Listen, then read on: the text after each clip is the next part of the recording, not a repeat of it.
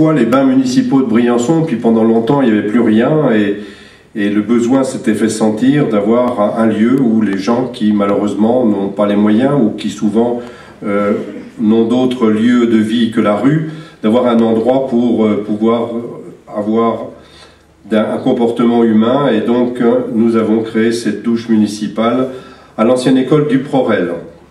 Nous avons continué le problème de l'accessibilité handicapés et personnalités à mobilité réduite, avenue du Général de Gaulle et avenue du 159e RIA. Nous avons, au niveau des cantines maternelles, satellisé ces cantines dans chaque école, de manière à ce que les enfants de maternelle ne soient pas obligés de venir au centre Le Poire. Ce sont des fatigues supplémentaires. D'ailleurs, nous sommes victimes de notre succès, puisqu'aujourd'hui, nous ne sommes plus en capacité de répondre à la totalité des demandes. Ville plus solidaire aussi parce que les parents, les enseignants se sont mobilisés l'année dernière pour conserver la classe de Ronsefine, pour défendre l'hôpital. L'ensemble des citoyens et usagers se sont battus, on en reparlera tout à l'heure. Ils se sont aussi battus pour défendre le train de nuit, nous en reparlerons là aussi. Nous avons travaillé en 2011 pour donner aux Briançonnais une ville plus citoyenne. Cette citoyenneté, elle s'exprime par des permanences dans les quartiers tous les mardis. Et je tiens à remercier en votre nom et entre notre nom à tous Claude Jiménez, qui va à votre rencontre tous les mardis dans les quartiers, de manière à entendre vos doléances, à entendre vos propositions pour que la vie dans les quartiers soit plus efficace. Nous avons mis en place aussi, dans le cadre de cette citoyenneté, une cérémonie d'accueil des nouveaux Briançonnais. Nous travaillons avec le CESEC.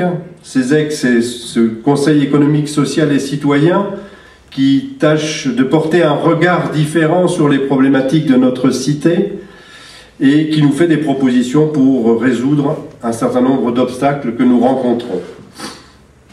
Nous avons travaillé aussi en 2011 pour donner aux Briançonnais une ville moins énergivore. Nous avons mis en place des horodateurs à énergie solaire, une horloge astronomique pour l'éclairage public, l'approvisionnement de proximité pour les cantines, la gratuité des transports urbains et du ramassage scolaire pour les jeunes Briançonnais, et avec la mise en place des jardins familiaux et ses premières récoltes, la capacité pour un certain nombre de gens d'accéder à des productions familiales. Nous avons mis aussi en place l'an dernier un plan neige. Ce plan neige, il a pour but, lorsqu'il tombe plus de 25 ou 30 cm de neige, à assurer la gratuité dans les bus et à assurer la gratuité dans les parkings souterrains, de manière à permettre effectivement une gestion de la neige en surface. Ça passe tout doucement dans les mœurs, mais ça devrait nous permettre à terme d'avoir un meilleur vécu des chutes de neige qui, si elle est souhaitée pour l'équilibre de notre économie, pose un certain nombre de désagréments à l'intérieur de la ville. Toujours dans le cadre de cette ville moins énergivore, nous avons mis en eau la gargouille avec l'eau du canal Gaillard, comme ça avait été fait en 1643, au lendemain d'un énorme incendie à Briançon. Et c'est vrai que cette mise en eau de la gargouille par le canal Gaillard va nous permettre des économies substantielles, puisque l'eau de la gargouille, je le rappelle, je crois que je l'avais déjà dit, coûte à peu près 70 000 € par an à la commune. Donc c'est un investissement non négligeable que nous avons réalisé. Nous avons mis en circulation à double sens pour les vélos, bien sûr, la rue Pasteur, et, chose importante, une coupe de bois en régie.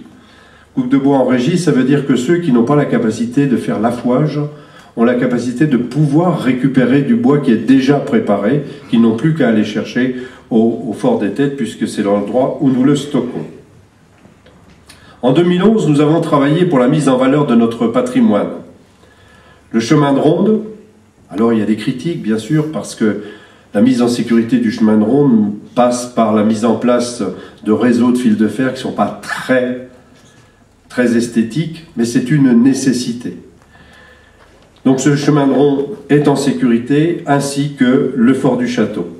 La fontaine Persins a été réalisée, et là je tiens encore à remercier les mécènes des Briançonnais, des Gargouillards, qui ont participé à cette rénovation, ainsi que des associations, dont le Lions Club, et puis il y en a une autre, je ne sais plus, je crois. Comment ? L'Association des Chœurs de Vauban. Voilà, donc c'est qu'ils en soient remerciés et qu'ils fassent des émules, parce que je pense qu'il y a encore d'autres choses à faire, et nous serons heureux avec eux de pouvoir réaliser ces rénovations. La place d'Armes, enfin, ou quasiment enfin, je suis très en colère parce que aussi bien l'architecte du patrimoine que les entreprises ont pris du retard.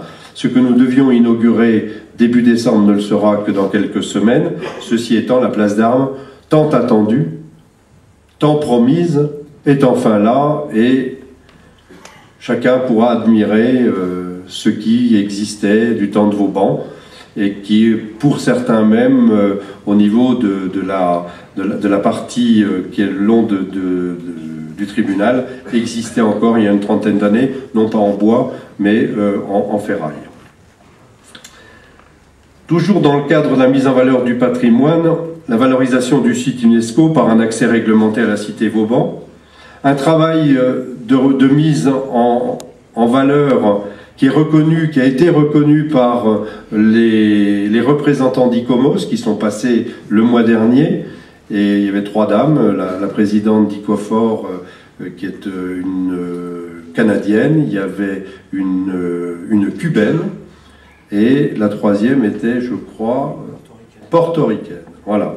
Et ces 3 dames qui venaient voir un petit peu le travail qui est fait dans le cadre du classement UNESCO ont été ravis de voir le travail que nous avions mis en œuvre, et donc nous pouvons d'ores et déjà être rassurés sur l'avenir du classement à Briançon en tout cas.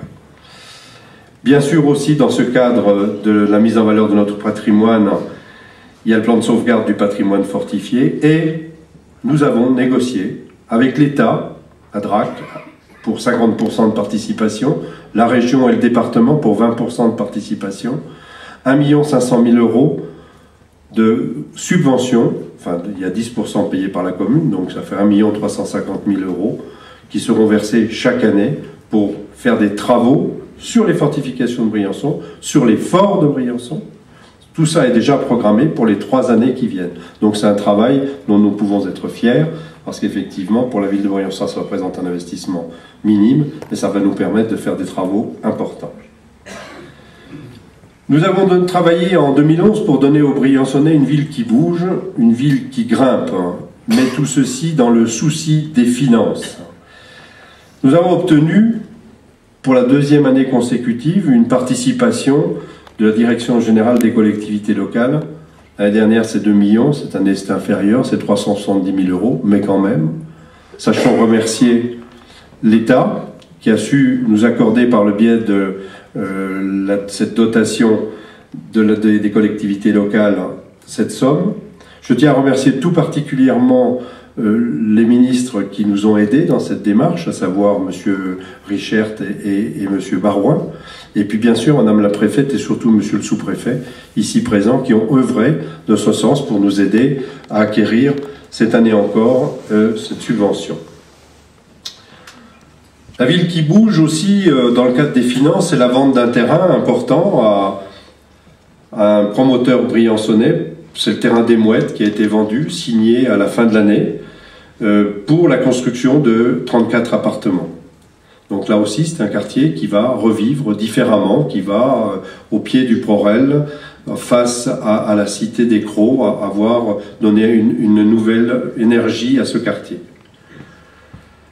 Une réflexion a été engagée avec l'Office du tourisme pour améliorer l'accueil, pour mieux promouvoir l'image de notre ville, et nous travaillons avec les offices de tourisme voisins dans un partenariat le plus étroit possible pour essayer effectivement d'avoir un seul discours, un seul projet, un seul dynamisme plus fort, plus puissant pour essayer effectivement de vendre à l'extérieur, non pas une commune, une autre commune, mais un ensemble pour avoir une cohérence au niveau de notre discours.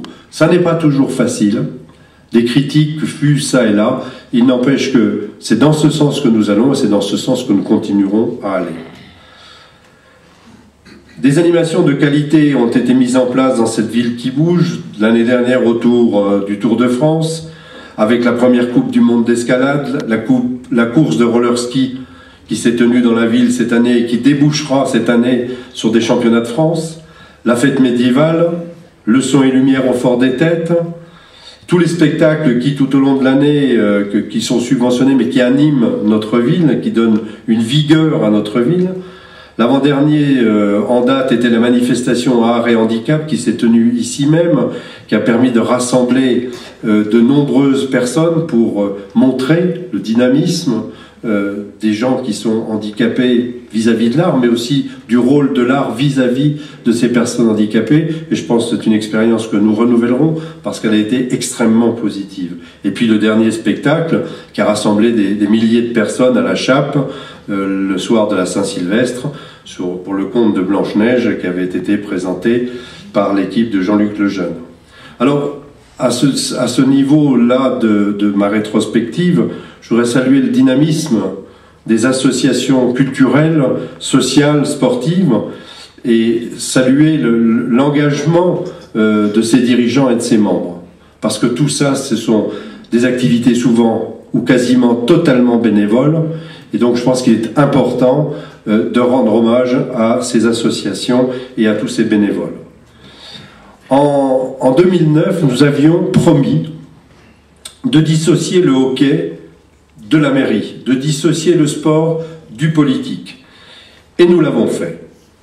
Et à ce stade aujourd'hui de l'action, je voudrais saluer la nouvelle équipe dirigeante du hockey qui remplit son contrat merveilleusement bien et qui arrive à amener son équipe des Diables Rouges en finale de la Coupe de la Ligue, qui est aujourd'hui donc championne de la Coupe de la Ligue, et qui aujourd'hui fait un parcours absolument extraordinaire, puisqu'ils sont deuxièmes à égalité. Alors bien sûr, c'est une équipe jeune, c'est une équipe qui n'a pas forcément tous les éléments d'aguerrissement de certaines équipes, ni non plus les éléments forts, mais on peut leur souhaiter un très beau parcours pour 2012.